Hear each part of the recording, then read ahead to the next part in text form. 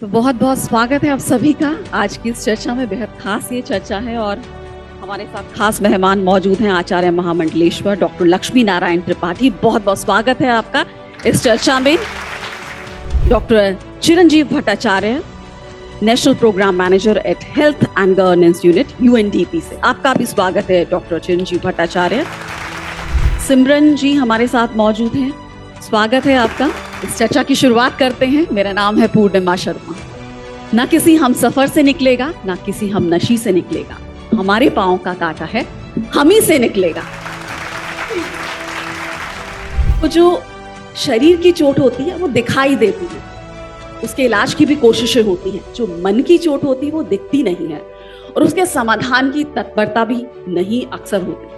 कैसे हम अपने अंदर समाज में खुद के भीतर बदलाव लाएं कि हम बेहतर शख्स बन सके और जो दूसरी शख्सियत हैं, जो दूसरे शख्स हैं, उनको भी उतना ही सम्मान, उतनी ही अहमियत दे सके जितनी हम खुद को देते हैं। तो डॉक्टर लक्ष्मी जी, आपसे शुरुआत करना चाहूंगी। हम बात कर रहे हैं ट्रांसजेंडर लीडरशिप कॉन्क्लेव में और ये सेशन जो है ये फोकस्ड है कि नालसा जजमेंट के बाद क्या बदलाव आया। तो 2014 के बाद क्या बदलाव देखा आपने? डॉक्टर चिरंजीव हमारे साथ हैं, UNDP से आप हैं, अंतर्राष्ट्रीय संस्था है, दुनिया भर में काम करती है। मैं आपसे समझना चाहूंगी कि आपने केस स्टडीज देखी होंगी कई, तो जिस तरह हम भारत की बात कर रहे हैं कि इस मूवमेंट में हम वर्ल्ड लीडर बन गए, क्या बदलाव आपने देखे? डॉक्टर लक्ष्मी, आपसे मैं जानना चाहूंगी साइकोलॉजी पे ही कि जो हम जब इंसान की बात करते हैं, ह्यूमन बीइंग की बात करते हैं, तो वो एक सिर्फ बायोलॉजिकल बीइंग नहीं है, उसके अंदर इंटेलेक्ट भी है, इंटेलिजेंस भी है और ट्रांसजेंडर में इसकी किसी से कम नहीं है। इसमें आप खुद को कैसे आइडेंटिफाई करना चाहते हैं? कितना इसको लेके हमें वोकल भी होना होगा। आप कई बार इसको बोली भी हैं और मैं चाहूंगी कि अपने विचार आप इस सभागार में साझा करें, क्योंकि इंटेलेक्ट में किसी से कम नहीं होते। I was born smart. सिर्फ एक बायोलॉजिकल बीइंग मांग लेना, समाज को क्या किस तरह के अपने अंदर बदलाव लाने चाहिए, आप क्या मानते हैं?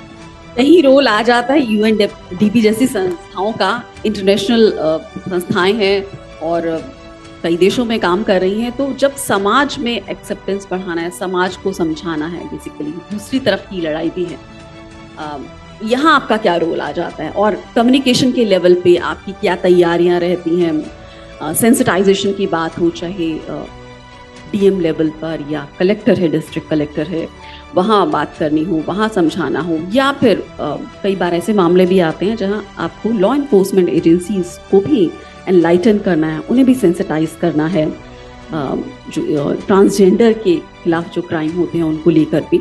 तो कम्युनिकेशन के स्तर पर किस तरह की आपकी तैयारियां रहती हैं, किस तरह के आपके प्रोग्राम्स रहते हैं?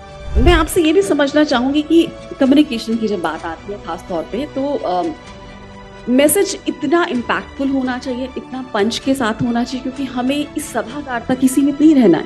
हमें गांव तक जाना है, हमें कस्बों तक जाना है, हमें RWS तक भी जाना है, हमें समाज के हर तबके तक पहुंचना है, शायद यूथ जनरेशन तक भी पहुंचना है कि हम एक प्रोग्रेसिव सोसाइटी के तौर पे खुद को इवॉल्व कर सके। तो वो जो हमारी मैसेजिंग है वो कैसे इतनी पावरफुल बने कि वो इम्पैक्टफुल हो।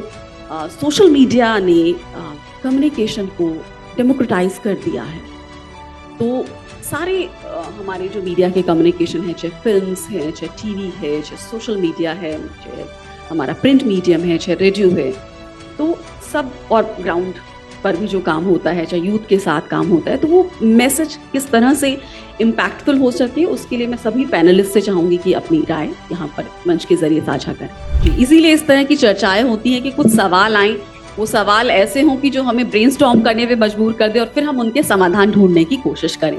एजेंट्स ऑफ चेंज की बात करें तो डॉक्टर लक्ष्मी से बेहतर कौन होगा, जिन्होंने आपने UN में रिप्रेजेंट किया, आपने जाकर एक तरह से आप ट्रांसजेंडर कम्युनिटी है उनका आपने नेतृत्व किया, एक मुहिम को आगे आपने बढ़ाया, आप रियलिटी शोज में गई, आपने बिजनेस प्लान प्रेजेंट किए। तो आप कम्युनिकेशन मैसेजिंग को लेकर क्या राय रखते हैं, क्योंकि आप डिफरेंट प्लेटफॉर्म्स पर मौजूद रही?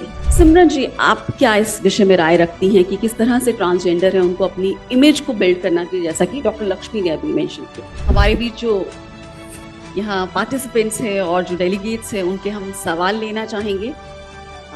अपना को आइडेंटिफाई करें, please identify yourself and ask your question then. इसी को समेटते हुए मैं कहना चाहूंगी कि ज़्यादा जो हमारा आखिर में फोकस था वो कम्युनिकेशन पर था, और जिस तरह मैंने कहा कि सोशल मीडिया ने डेमोक्रेटाइज कर दिया है कम्युनिकेशन को, और एक छोटी सी फिल्म भी कॉर्पोरेट किसी से आती है तो बड़ा इम्पैक्टफुल मैसेज दे जाती है, उसे चाहे हर प्लेटफॉर्म पर डाल दिया जाए तो, और वो एक गली कस्बे तक पहुंच जाती है। तो शुरुआत वहाँ से की जा सकती है, एक छोटी सी फिल्म से। शायद कॉर्पोरेट सेक्टर भी ये रिस्पॉन्सिबिलिटी ले सकता है कि वो जब ब्रेनस्टॉर्मिंग होती है किसी भी इस तरह के मैसेजिंग को बनाने के लिए, जब सोशल मीडिया पर जो मैसेजिंग की जाती है, जब उस फिल्म को छोटा 1-2 मिनट का बनाया जाता है तो बहुत उसके पीछे ब्रेनस्टॉर्मिंग होती है। हम साइकोलॉजी पे बात कर रहे हैं, इसमें बात की जाएगी मनोविज्ञान पर। तो जब इस तरह की इम्पैक्टफुल फिल्में आएंगी और वो समाज पर असर डालेंगी तो उम्मीद है कि कुछ स्तर तक परिवर्तन आए। इसी के साथ सभी का बहुत बहुत शुक्रिया हमारे पैनलिस्ट का कि उन्होंने हमारे सभी सवालों के इतने खुलकर जवाब दिए और इस पर चर्चा की। लक्ष्मी जी आपका शुक्रिया, डॉक्टर चिरंजीव और सिमरन जी आप तीनों का बहुत बहुत शुक्रिया।